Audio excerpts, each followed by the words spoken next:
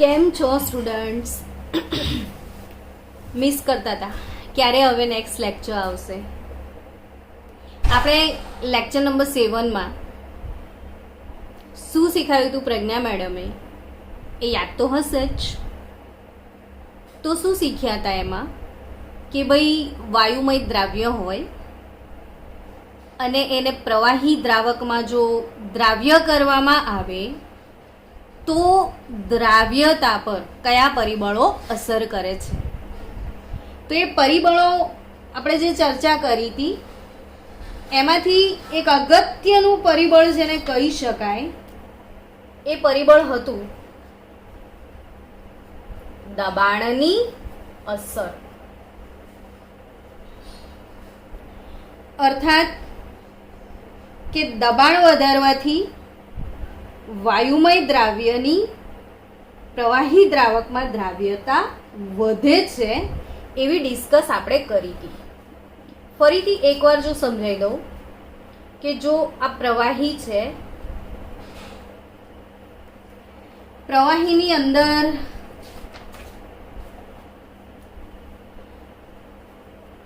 આ વાયુમય અણુઓ છે. આ વાયુમય અણુઓ પર દબાણ વધારવામાં આવે તો શું અસર થાય છે એ ગયા વિડીયોમાં શીખ્યા હતા. આપણે અહીંથી જ કન્ટિન્યુ કરવાનું છે, બટ સમજણ અધૂરી ના રહી જાય એ માટે થોડુંક રિવિઝન લઈ જઈએ. હવે જો હું દબાણ વધારું છું, આ પિસ્ટનને નીચે લઈ આવું છું, દબાણ આપું છું, તો શું થશે કે આ જે અણુઓ છે એમણે જેટલી જગ્યા રોકી હતી એટલી જગ્યા હવે રહી નથી. અર્થાત એકમ કદમાં રહેલા વાયુમય દ્રાવ્યના અણુઓની સંખ્યા પ્રવાહીની અંદર વધી જશે. એટલે હવે જગ્યા નથી તો વાયુના અણુઓ નીચે તરફ સરકી જશે. તો અહીંયા જે એકમ કદમાં રહેલા અણુઓની સંખ્યા છે, કદ ઘટાડીશું તો અણુઓને જગ્યા જોઈશે જે પ્રવાહીમાં દાખલ કરી શકાય છે. તો અહીંયા એટલું સમજી શકાય છે કે જો દબાણ વધારવામાં આવે ને તો વાયુ દ્રાવ્યની પ્રવાહી દ્રાવકમાં દ્રાવ્યતામાં શું થાય છે? વધારો થાય છે. અને આ જે વધારો થાય છે કોણે સમજાવેલો? તો એને સમજાવનાર વૈજ્ઞાનિક હતા હેનરી. તો આજે આપણે શીખવાના છીએ હેનરીનો નિયમ. હેનરીનો નિયમ શું કહે છે એ સમજીએ. 1803માં એમણે આ નિયમ રજૂ કર્યો હતો. એમનો નિયમ બતાવે છે કે અચળ તાપમાને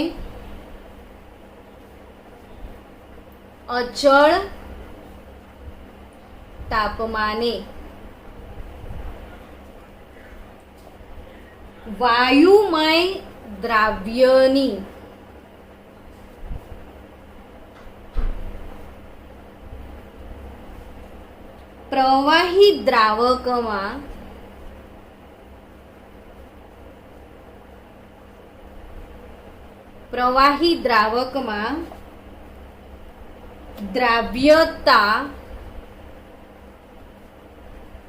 પ્રવાહી દ્રાવકમાં દ્રાવ્યતા તે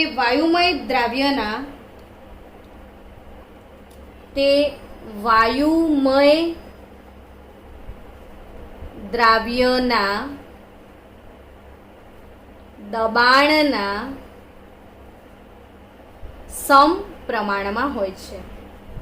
વાયુમય દ્રાવ્યના દબાણના સમપ્રમાણમાં હોય છે. સમજો કે અચળ તાપમાને વાયુમય દ્રાવ્યની પ્રવાહી દ્રાવકમાં દ્રાવ્યતા કોના પર આધાર રાખે છે? જો પ્રવાહી દ્રાવકમાં જે દ્રાવ્યતા છે એ દ્રાવ્યતાને મોલ અંશ x તરીકે દર્શાવું, દ્રાવ્યના દબાણને p તરીકે દર્શાવું, તો એનું મેથેમેટિકલ ફોર્મ p ચલે છે x થશે. સમજો, p એટલે દબાણ અને x એટલે દ્રાવ્યતા મોલ અંશ એકમમાં. પણ એ જ વખતે તે સમયમાં ડાલ્ટન નામના વૈજ્ઞાનિકે, ડાલ્ટન એણે પણ સ્વતંત્ર તારણ કાઢ્યું. ડાલ્ટને પોતાની રીતે પણ એક સ્વતંત્ર તારણ કાઢ્યું કે ભાઈ આ જે દ્રાવ્યતા છે દબાણ પર તો આધાર રાખે છે, પરંતુ ખરેખર દબાણને બદલે વાયુના આંશિક દબાણ પર આધાર રાખે છે. આપણે 11મા ધોરણમાં આ ટર્મ શીખ્યા હતા, એમાં બી ડાલ્ટનના નિયમ જ શીખ્યા હતા. દ્રવ્યની અવસ્થાઓ ચેપ્ટરમાં જે ડાલ્ટનનો નિયમ હતો એમાં આપણે આ વસ્તુ શીખ્યા હતા કે આંશિક દબાણ એટલે શું, તો કે દરેક વાયુનું વ્યક્તિગત દબાણ, પોતાનું સગ્ગું દબાણ જેને કહેવાય એ વ્યક્તિગત દબાણ, દેટ ઇઝ આંશિક દબાણ. અર્થાત કે આપણા એટમોસ્ફિયરમાં તમામ વાયુઓનું કુલ દબાણ હશે જ, પણ એ કુલ દબાણમાં ફાળો કોનો, તો અંદર રહેલા ઘટક વાયુઓનો. હવે વાતાવરણમાં નાઇટ્રોજન વાયુ છે, ઓક્સિજન વાયુ છે, કાર્બન ડાયોક્સાઇડ વાયુ છે, એ બધાનું પ્રમાણ સમાન નથી, જુદું જુદું પ્રમાણ છે. તો જે વાયુનું જેવું પ્રમાણ હોય, જેટલા મોલ અંશ હોય એ પ્રમાણે એનું દબાણ હોય. એટલે દરેક વાયુનું પ્રમાણ જુદું જુદું, તો દરેક વાયુનું પોતાનું આંશિક દબાણ પણ જુદું જુદું હોય છે. એટલે આ હેનરીના નિયમમાં જે દબાણ નામનું ટર્મ છે એને ચેન્જ કરીને ટર્મ બદલી નાખ્યું છે. આપણે કયું ટર્મ લીધું છે? આંશિક દબાણ. હવે આપણે થોડીક વાતો આગળ વધારીએ કે આંશિક દબાણની જે વાત કરી છે એમાં એકાદ એક્ઝામ્પલ લઈએ કે ભાઈ ઉદાહરણ તરીકે તમને કહું કે હવે દબાણ વધારીએ તો દ્રાવ્યતા વધે એવું નહીં, આંશિક દબાણ વધે તો દ્રાવ્યતા વધે. ફોર એક્ઝામ્પલ હું નાઇટ્રોજન વાયુની વાત કરું તો નાઇટ્રોજન વાયુ જે છે એનો પાર્શિયલ પ્રેશર એટમોસ્ફિયરમાં 0.78 એટમોસ્ફિયર છે અકોર્ડિંગ ટુ 1 એટમોસ્ફિયર પ્રેશર. એટમોસ્ફિયરનું ટોટલ પ્રેશર P 1 એટમોસ્ફિયર હોય ત્યારે એનું પોતાનું આંશિક દબાણ 0.78 એટમોસ્ફિયર છે. એ વખતે જો નાઇટ્રોજન છે એની જે દ્રાવ્યતા છે, પાર્શિયલ પ્રેશર એનો 0.78 એટમોસ્ફિયર હોય તો એ વખતે એનું જે દ્રાવ્યતા છે પાણીની અંદર એ કેટલું છે તો 5.3 ઇન્ટુ 10⁻³ મોલ પર લીટર જેટલું છે. અર્થાત કે ભાઈ નાઇટ્રોજન વાયુ જે છે એ વાતાવરણની વાત કરીએ તો ટોટલ પ્રેશર P 1 એટમોસ્ફિયર, પણ એમાં નાઇટ્રોજનનું પોતાનું જે પાર્શિયલ પ્રેશર છે એ 0.78 એટમોસ્ફિયર રાખીને જો એને પાણીમાં ઓગાળવામાં આવે તો એની જે દ્રાવ્યતા છે એ 5.3 ઇન્ટુ 10⁻³ મોલર છે. હવે જો હું આને ડબલ કરી દઉં, આ જે નાઇટ્રોજનનો પાર્શિયલ પ્રેશર છે એ બમણો કરું છું તો 0.78 ઇન્ટુ 2 કરું, પ્રેશર ડબલ કરું છું અર્થાત 1.56 એટમોસ્ફિયર કરી દઉં છું તો જે દ્રાવ્યતા છે એ ડબલ થઈ જાય છે.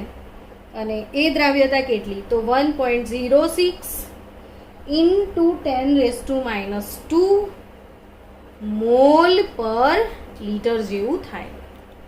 તો આ જે દ્રાવ્યતા છે એ ડબલ થઈ જશે જો આ પ્રેશર ડબલ થાય તો અર્થાત કે પ્રેશર ડબલ થયું, દ્રાવ્યતા પણ ડબલ થઈ. એનો અર્થ એવો થાય કે કોઈ પણ વાયુનું આંશિક દબાણ, કોઈ પણ વાયુનું જે દ્રાવ્યતા છે એ તેના આંશિક દબાણનું પરિબળ છે. હવે આ હેનરીનો નિયમ થશે.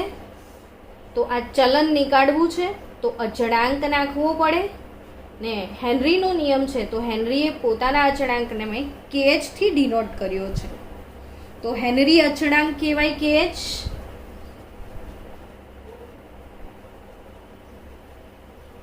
આ હેનરી અચળાંકની વાત કરીએ તો KH બરાબર એવું લખી શકાય P/X, અર્થાત KH ને દ્રાવ્યતા સાથે શું સંબંધ?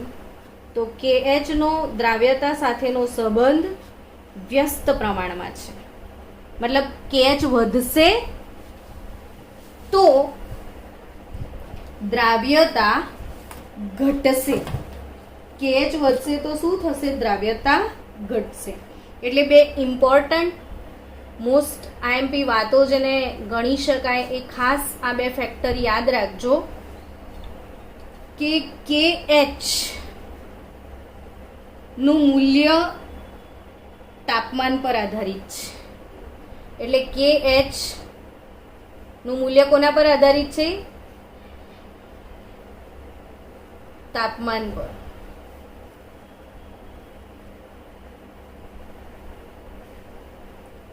KH વધે તો તાપમાન વધે. KH વધે તો તાપમાન વધે. અર્થાત KH વધે તો તાપમાન ના વધે, પણ તાપમાન વધે તો KH નું મૂલ્ય વધે. અને બીજી ઇમ્પોર્ટન્ટ ફેક્ટર કે જો તાપમાન વધ્યું, KH વધે તો દ્રાવ્યતા ઘટે.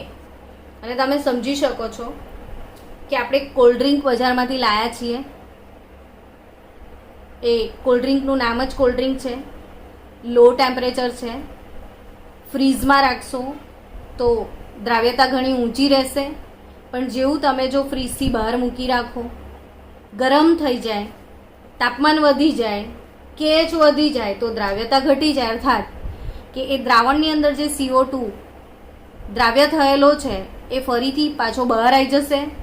CO2ના અણુઓ વાતાવરણમાં જતા રહેશે, એટલે એની દ્રાવ્યતામાં ઘટાડો થાય છે. પરિણામે પાણીમાંથી કાર્બન ડાયોક્સાઇડ ગેસ બહાર નીકળી જશે. હવે આ જે હેનરીનો KH અચળાંક છે કઈ રીતે શોધી શકાય? તો કે સીધી વાત છે કે P અને X વચ્ચે શું સંબંધ છે? તો કે સમપ્રમાણ. એટલે જો કોઈ દ્રાવ્યનું દ્રાવણ બનાવવામાં આવે, ફોર એક્ઝામ્પલ હું એવું લઈ લઉં કે HCl વાયુ છે, HCl એને હું સાયક્લોહેક્ઝેન માં ઓગાળું, દ્રાવ્ય કરું, પછી હું શું કરું કે ધીરે ધીરે એના મોલ અંશ વધારતા જાઉં, દબાણ માપતા જાઉં, અને પછી એનું આંશિક દબાણ વિરુદ્ધ મોલ અંશ X નો આલેખ દોરું. અહીંયા હું દબાણ લખતી જાઉં, અહીંયા X લખતી જાઉં તો મને સુરેખા મળશે. ને વેર देयर इज अ सुरेखा उसको हमेशा ढाल मिल जाता है. ને આ ઢાળ પરથી તમે KH ની કિંમત શોધી શકો છો.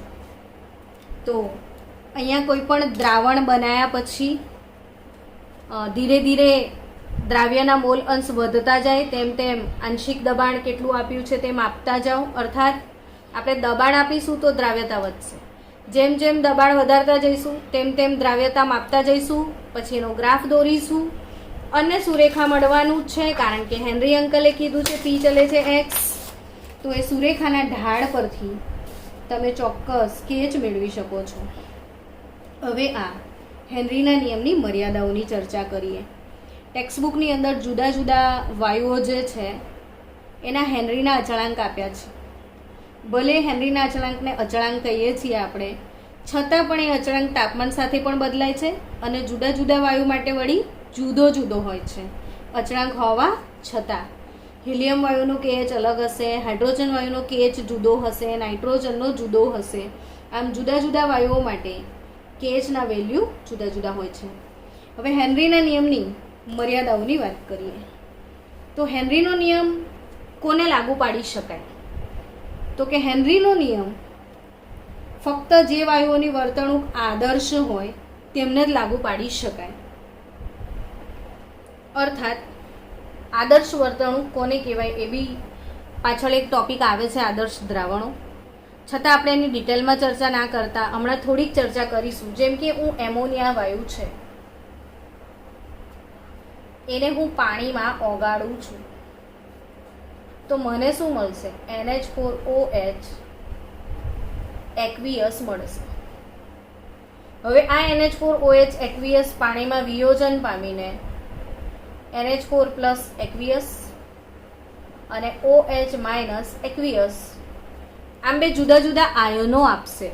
મતલબ અમોનિયા ગેસને પાણીમાં ઓગાળ્યા પછી અહીંયા આયનીકરણની ઘટના બને છે જેને આપણે વિયોજન કહેતા હોઈએ છીએ. તો અહીંયા દ્રાવ્ય અને દ્રાવક વચ્ચે કોઈ રાસાયણિક પ્રક્રિયા ના થવી જોઈએ. જો રાસાયણિક પ્રક્રિયા થશે તો આપણું ધાર્યું પરિણામ નહીં હોય. હેનરીનો નિયમ આને લાગુ પાડી શકાય નહીં. બીજી વાત કરીએ, ધારો કે હું HCl ગેસ લઉં, એને હું પાણીમાં નાખી દઉં તો again H plus aqueous Cl minus aqueous મળી જશે. અહીં પણ આયનીકરણથી બે આયનો છૂટા પડી ગયા, બંને વચ્ચે કંઈક ને કંઈક રાસાયણિક પ્રક્રિયા થઈ. તો આ બંને ઉદાહરણોને હેનરીનો નિયમ લાગુ પાડી શકાતો નથી. સુયોજન, આ ઘટના જે મેં લખી છે એને વિયોજન કહેવાય. એનાથી ઊંધું જો તમને ભણાવું કે સુયોજન એટલે શું, આ બધી વાતો વિડીયોને રિવાઇઝ કરીને વારંવાર જોજો. હું કોઈ એસિડ છે, કાર્બોક્સિલિક એસિડ, અને એને એપ્રોટિક દ્રાવકમાં ઓગાળું. એપ્રોટિક દ્રાવક એને કહેવાય જેમાં પ્રોટોન ના હોય, હાઇડ્રોજન ના હોય, એને એપ્રોટિક દ્રાવક કહેવાય. તો કાર્બોક્સિલિક એસિડ જે છે એને એપ્રોટિક દ્રાવક, ફોર એક્ઝામ્પલ હું બેન્ઝોઇક એસિડ લઈ લઉં. ચલો, હું બેન્ઝોઇક એસિડને કેરોસીનમાં ઓગાળું છું ત્યારે મને શું મળશે? તો કે જે બેન્ઝોઇક એસિડનું સૂત્ર છે એ બધાને ખબર છે કે આ C6H5 ને ઉપર COOH. તો C6H5 જે છે, C6H5 C double bond OH benzoic acid લખ્યું. બેન્ઝોઇક એસિડનો બીજો અણુ C6H5 C double bond O અને H. હવે આ બંને વચ્ચે હાઇડ્રોજન બંધ બનવા લાગે છે અને આ જે બે અણુઓ બેન્ઝોઇક એસિડના છે એનું સુયોજન થાય છે. આ ઘટનાને શું કહેવાય? સુયોજન. આ ઘટનાને શું કહીશું આપણે? સુયોજન કહીશું. તો અહીંયા જે બેન્ઝોઇક એસિડના બે અણુ વચ્ચે સુયોજન થાય છે અર્થાત ડાયમર બને છે. સુયોજન અર્થાત ડાયમર એટલે શું? ડાય યાની કે બે, મર એટલે અણુ. તમે પોલીમર ચેપ્ટર ભણ્યા છો. What is the meaning of polymer? Poly યાની કે બહોત સારે, બહુ જ બધા અણુઓ ભેગા થઈને એક વિરાટ અણુ બનાવે છે અને પોલીમર કહેવાય. અહીંયા બે અણુઓ ભેગા થાય છે અને ડાયમર કહેવાય. તો આ ઘટના સુયોજન છે. તો એ મારે એ સમજાવવાનું છે કે જ્યારે દ્રાવ્ય અને દ્રાવક આ બંને ભેગા થાય ત્યારે એમની વચ્ચે ન વિયોજન થવું જોઈએ ન સુયોજન થવું જોઈએ, તો જ હેનરીનો નિયમ લાગુ પાડી શકાય. આ તો અલગ વાત છે, મેં જસ્ટ સુયોજન સમજાવવા માટે ઉદાહરણ લીધું. અહીંયા આ વાયુ નથી, પ્રવાહી છે, બટ વોટ ઇઝ સુયોજન એ એક્સપ્લેન કર્યું છે મેં અહીંયા. એવી રીતે વાયુઓના પણ અણુઓ ભેગા થઈને ડાયમર બનાવશે. તો વાયુમય દ્રાવ્ય પ્રવાહી દ્રાવકમાં દ્રાવ્ય થાય ત્યારે બંને વચ્ચે કોઈ રાસાયણિક પ્રક્રિયા, અહીંયા જો રાસાયણિક પ્રક્રિયા થાય, રાસાયણિક પ્રક્રિયા ના થવી જોઈએ, સુયોજન ના થવું જોઈએ, વિયોજન ના થવું જોઈએ, ઉષ્મા ઉત્પન્ન ના થવી જોઈએ, ઉષ્મા શોષાવી ના જોઈએ. જો આવી બધી શરતો સંતોષાય તો જ એને હેનરીનો નિયમ લાગુ પાડી શકાય, બાકી ના પાડી શકાય. હવે હેનરીના નિયમની ઉપયોગિતાઓની ચર્ચા કરીએ. તો ઉપયોગિતા, આ વિડીયો જે હેનરીના નિયમ પર છે, બાળકો હેનરીનો નિયમ દ્રાવણો ચેપ્ટરમાંથી 4 માર્કનો એક પ્રશ્ન બનશે.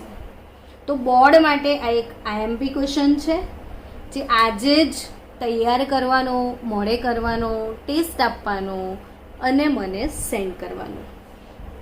તો આ પ્રિપેરેશન કરીને મને મોકલશો તો ધ બેસ્ટ તમારી પ્રિપેરેશન થઈ જશે. પ્લસ બહુ જ જેને આઈએમપી ક્વેશ્ચનમાં ગણી શકાય.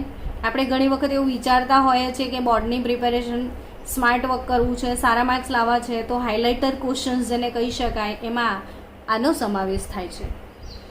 ઉપયોગિતાની વાત કરીએ. ઉપયોગિતા તો કે જ્યારે ઠંડા પીણા બનાવવામાં આવે છે, સોડા વોટર, બિયર, શેમ્પેન, તો આ બધાની અંદર કાર્બન ડાયોક્સાઇડ ગેસ દ્રાવ્ય કરવામાં આવે છે. તો એની દ્રાવ્યતાને વધારવા માટે આ લોકો બહુ ઊંચા દબાણે બોટલમાં વાયુ ભરે છે. જેમ કે હમણાં જ સમજ્યા હતા કે દબાણ વધશે તો દ્રાવ્યતા વધશે.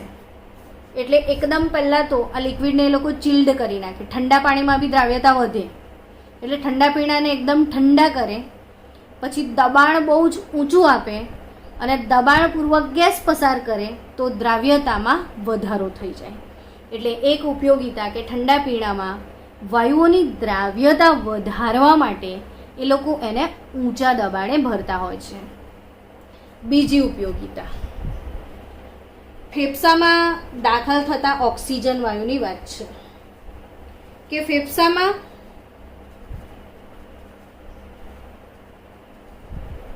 ઓક્સિજન વાયુ જ્યારે દાખલ થાય ત્યારે તેનું આંશિક દબાણ જે છે એ ફેફસામાં વધી જાય છે. તો ફેફસામાં વાયુ જ્યારે દાખલ થાય ત્યારે એનું આંશિક દબાણ વધે. તમે હમણાં જ શીખ્યા કે આંશિક દબાણ વધશે તો દ્રાવ્યતા વધશે, જેથી O2 વાયુની લોહીમાં દ્રાવ્યતા વધી જાય. ફેફસામાં એનો આંશિક દબાણ વધે ને આંશિક દબાણ વધવાના કારણે ઓક્સિજન વાયુની લોહીમાં દ્રાવ્યતા વધે છે અને દ્રાવ્યતા વધવાના કારણે આપણે સરળતાથી ઓક્સિજન લઈ શકીએ છીએ. હવે આ જ ઓક્સિજન જેમાં દ્રાવ્ય થયેલો છે એવું લોહી જ્યારે પેશીઓમાં જશે તો પેશીમાં ઓક્સિજન વાયુનું આંશિક દબાણ ઘટી જાય છે. પેશીમાં વાયુનું આંશિક દબાણ શું થાય? ઘટી જાય. તમને ખબર છે કે અહીંયા વધારે દબાણ હતું તો એ દ્રાવ્ય થઈ ગયો. હવે દબાણ ઘટી જાય છે તો વાયુ પેશી લોહીમાંથી છૂટો પડી જશે. એટલે હિમોગ્લોબિનમાં લોહીની અંદર જે હિમોગ્લોબિન છે એ હિમોગ્લોબિન આ ઓક્સિજન સાથે સંયોજાય અને ઓક્સી હિમોગ્લોબિન નામનું સંયોજન બનાવી દે. અને હવે જ્યારે પેશીમાં આવું લોહી જાય ત્યારે એ O2 છટકી જાય અંદરથી અને એ વખતે જે આંશિક દબાણ છે એ CO2 વાયુને મેચ કરે છે. તો CO2 વાયુ એટલા ઓછા આંશિક દબાણે ઓગળી શકે છે. એટલે પેશીઓની અંદર જ્યારે ઓક્સિજન છૂટી જશે અને ત્યાં CO2 વાયુ દ્રાવ્ય થઈ જશે અને CO2 વાયુવાળું લોહી જ્યારે ફેફસામાં આવશે ત્યારે ફરીથી દબાણનો ડિફરન્સ ક્રિએટ થાય છે. એટલે ત્યારે ઓક્સિજન બેસી જશે અને ફેફસાની અંદર દબાણ વધારે હોવાથી આ CO2 વાયુ છૂટી જશે. તો આ રીતે શ્વાસોશ્વાસની જે ક્રિયાવિધિ છે એ પણ હેનરીના નિયમને આધીન છે. ત્રીજી વાત કરીએ તો મરજીવા. જ્યારે દરિયામાં ડૂબકી લગાવે છે તો મરજીવાઓ જ્યારે દરિયામાં ડૂબકી મારે છે ત્યારે ઊંચા દબાણે એ લોકોના જે બોટલ એમના પાછળ એ લોકો ઓક્સિજનના સિલિન્ડર લઈને જાય છે. હવે ધારો કે આ ઓક્સિજનના સિલિન્ડરમાં ઓક્સિજન અને નાઇટ્રોજન વાયુ ભરેલા હોય તો ઓક્સિજન ને નાઇટ્રોજન બંનેના આંશિક દબાણ ઊંચા હોય છે. એટલે બંને વાયુ જે શ્વાસમાં જાય મરજીવાના ત્યાં ઓક્સિજન ને નાઇટ્રોજન બંને એના લોહીમાં દ્રાવ્ય થશે. હવે ઓક્સિજન તો એની ચયાપચયની ક્રિયામાં વપરાઈ જશે. આપણા શરીરમાં ઓક્સિજન તો વપરાઈ જાય. ઓક્સિજન આપણને નડતો નથી, ચયાપચયમાં વપરાશે, પણ નાઇટ્રોજન વાયુ તો આપણે વાપરતા નથી. એટલે મરજીવો બિચારો દરિયામાંથી જ્યારે બહાર આવે ત્યારે પાછો અંદર ઓગળેલો ઓક્સિજન એ પાછું પરપોટા સ્વરૂપે લોહીમાંથી પાછો બહાર નીકળવા માંડશે અને બહાર નીકળવા માંડે તો આવું સતત મરજીવાને થાય તો એને ક્યારેક રોગ પણ થઈ શકે, એ માંદો પણ પડી શકે, એના સ્પેશિયલ ડિસીઝ પણ હોય છે. તો એને જેને કહેવાય છે કે ડીકમ્પ્રેશન સિકનેસ કે આ ટાઈપના એને ડિસીઝ થતા હોય છે. તો એ ડિસીઝ ના થાય એના માટે આ નાઇટ્રોજનને ડાયલ્યુટ કરવો પડે છે. અને ડાયલ્યુટ કરવા માટે એ લોકો 11.7% હિલિયમ નાખે છે. નાઇટ્રોજનને ડાયલ્યુટ કરવા માટે 11.7% હિલિયમ વાપરે છે, 56.2% નાઇટ્રોજન નાખે છે અને 32.1% ઓક્સિજન એ લોકો વાપરે છે. હવે તમને એમ થાય કે આ બધું નાખો જ શું કરવા, એને ઓક્સિજન જીવવા માટે લેવાનો છે તો ઓક્સિજન જ રાખો ને. તો વિચારો કે ઓક્સિજન એકલો જ તમે સિલિન્ડરમાં ભરો છો તો ઓક્સિજનનો આંશિક દબાણ એટલો બધો ઊંચો થઈ જશે કે એ આપણા ફેફસાના દબાણમાં ફેફસામાં જશે તો કદાચ એટલો બધો ઓવર પ્રેશર ત્યાં બી વધી જાય તો જે વધારે પાર્શિયલ પ્રેશરના કારણે આપણે શ્વાસમાં એ વાયુ કદાચ લઈ ના શકીએ અને આપણા ફેફસામાં દ્રાવ્ય પણ ના થઈ શકે. તો એના માટે થઈને એનો થોડોક આંશિક દબાણ ઘટાડવો પડે જેથી એની દ્રાવ્યતા પ્રોપર થઈ શકે. તો એના દબાણને ઘટાડવા માટે નાઇટ્રોજન વાયુ નાખ્યો, બટ નાઇટ્રોજન વાયુના બી પ્રોબ્લેમ આવ્યા તો એને ડાયલ્યુટ કરવા માટે આપણે શું નાખ્યું? હિલિયમ વાયુ. તો આ બોર્ડનો MCQ બનશે કે મરજીવા દરિયામાં ડૂબકી મારતા વખતે જે સિલિન્ડર લઈ જાય છે એમાં વાયુઓના પ્રમાણ શું છે? તો એમાં 11.7% હિલિયમ, 56.2% નાઇટ્રોજન અને 32.1% ઓક્સિજન છે. તો 11.7% હિલિયમ, 56.2% નાઇટ્રોજન અને 32.1% ઓક્સિજન છે. હવે આપણે એની મર્યાદાઓ, ઉપયોગો આ બધું ભણી લીધું. ટેક્સ્ટબુકના અંદર એના પછી તરત દાખલા નંબર 7 આપેલો જ છે. દાખલા નંબર 8 ગણજો, જોઈને જ આવડી જશે. આપણે દાખલો 9 સોલ્વ કરીએ એટલે હેનરી અને એનો દાખલો પણ પતી જાય. તો દાખલા નંબર 9 ટેક્સ્ટબુકની અંદર ગણેલો છે તે 9. Whatever the number doesn't matter. 290, હું ક્વેશ્ચન લખું છું જો, 298 કેલ્વિન તાપમાને, તમે પણ લખજો, 298 કેલ્વિન તાપમાને CO2